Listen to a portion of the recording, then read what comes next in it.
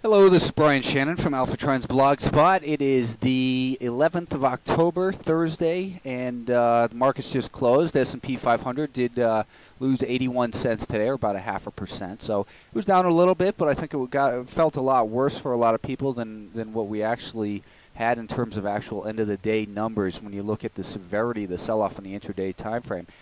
First of all, I want to make sure everyone takes a look at my blog today. A lot of people who just view these videos on YouTube don't look at the blog. There's a lot of information about how I trade, and in particular the trades that I did today I posted on there as well. You can see there's quite a few trades. People will sometimes ask me, what's my view for where the market will be by the end of the year, and I have no clue. Nobody does, and really I have no interest. I'm only interested in how can I make money today. Each day is how I think. And today it meant coming into this market with a very defensive frame of mind. And like I've been saying, you need to have a strategy or something in mind that's going to tell you when to get out and lock in some of these gains. Now, if we look at the S&P 500, why isn't that updated there? On the let's look at the 10-minute time frame. You can see this trend line that we've been looking at was finally broken today, and I've been saying that it's been being tested quite a bit recently. The more times it's tested, the more likely it is to fail. But we had a big gap up, or just a gap up this morning, but that gap failed, and when it came in real hard. So the sellers took control. You can see right here at about midday, early afternoon, as the market broke back down below the daily VWAP. You can see we had this leg lower, which came on increasing volume, which is the typical pattern that you want to see a market come down on in order to look for the next move lower. It rallied up on light volume, and then we had another high volume move down, and then a little bit of recovery towards the end of the day. Now, looking at the 10-minute time frame, what I was suggesting as far as potential support levels went was, first of all, this 154.70, and you can see that 154.70 is right about where the market did find some support. It came down just a little bit below that, but that was the level where this prior level of resistance was, we were looking to act as support, and it did find that support in there. So you can see it's also right along that rising 10-day moving average, and these prior highs in here as well. So the market has not been damaged in terms of the overall trend. It has been damaged psychologically, though, because you can see we had a large volume sell-off today that caught a lot of people off guard. I don't think it should have caught anyone off guard. You had to figure that a sell-off was coming. I've been warning that, that don't be complacent, basically. I look around and see some of the emails, and it's just crazy the risk that some people were taking.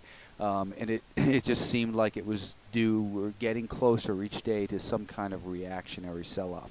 Again, the daily trend has not been damaged at all. We've still got a very nice pattern of higher highs and higher lows on the daily time frame. It is an extended market. We may see support. Perhaps this market sells down and finds some support near this rising 20-day moving average. That's right now at about 153. And I've been saying 153.10 is our next level of support if this level fails to hold. So 153, I think you want to see somewhere around in there, 153 to 153.20, somewhere in there. If we do get a little bit of continued sell-off, that you want to look for maybe a little bit of support in there.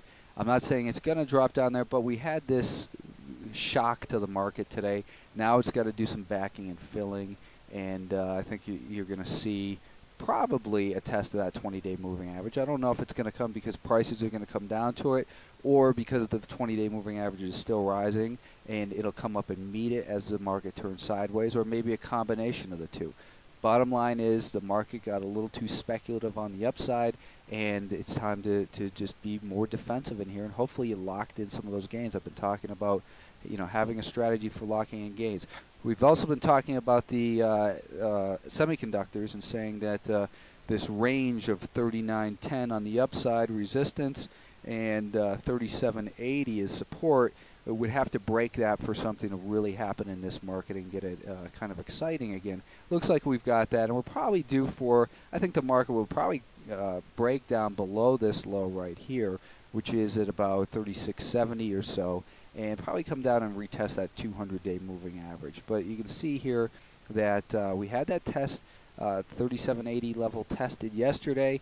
It came down, it just couldn't hold today, and looks like these semiconductors could be in for more trouble, so be very, very defensive in your approach to trading semiconductor issues.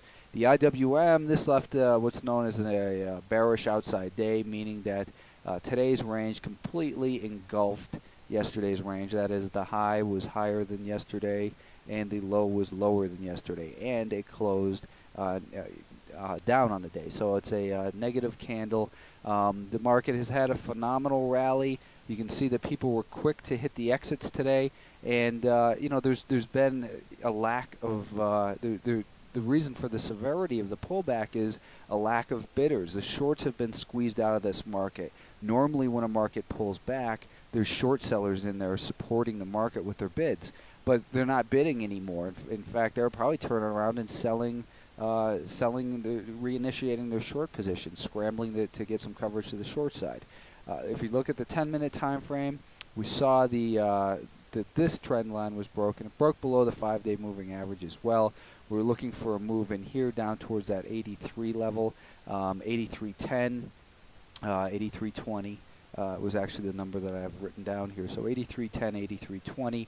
It came down to that level. It's finding support initially. I was thinking maybe 82.50 would be the next level where it fills this gap right in here. Didn't quite fill the gap, but came close to it. And now we've got to keep an eye on this 82 level as the next potential support area. We can also look at some, let's take a look at Fibonacci just of this most recent move. Take a look at that. We came down a third of the way. 50% would be 82.50. So I think that lends a little bit of credence to that level as potential support, as well as the 61.8% just below the $82 level. So just got to keep it a little defensive in here right now. The NASDAQ 100, this market has been extremely extended. It's been very easy to make profits on the long side. The professionals lock in their profits quickly before others hit the bid. So that's what we have going on here. Again, no damage to the uptrend from a structural standpoint, but from a psychological standpoint, this heavy volume shows that there was a rush to the exits, and you know, that's just because you know, it's like a game of musical chairs. Who's going to be the last one standing? And that's why I love that picture on my blog, especially that is that they are, you know, what appear to be Chinese people playing musical chairs, and you know, that's kind of what happened with this market. I got pretty defensive on the market actually when I first saw Baidu coming in hard. That was really the first one to crack, and you can see it came down real hard in here. Came down, I guess, about 53 points or so is what it's looking like. Let's take a look back at those Qs, though. The Qs, again, on the 10-minute time frame, I had posted this later in the day as a potential level of support right here at this 61.8% retracement level. We were looking at 52.90 to potentially be support. You can see that level just completely failed. The 5-day moving average failed to hold it up, and I was saying yesterday that there was nothing to suggest a sell-off was coming, but if one did come, it would likely be one that comes fast and sharp and catches a lot of people off guard. So hopefully you weren't quick to buy in here, but we do have what looks like maybe a little bit of a level of support right near here, near this 52.30 level. Looking at the, that's not what I wanted to do. Let's take a look in here at the 30-minute time frame and look at this trend line as well. You can see here from a longer-term trend line, we've been kind of focused on this one here. So you can see the kind of, we've got maybe some trend line support, some prior resistance, maybe going to act as support near 52.20, but 52.90 to 53 was the level I was looking for to be the first level of support. That obviously failed. Now we got to look at this market as time to be more defensive in here. This could be the first shot. Maybe the market, you know, the 5-day moving average is still rallying, and normally I'd say we give the benefit of the doubt to the buyers. I think it's more sidelines here right now until we kind of see how this market shapes out. It's a great day trading environment, though.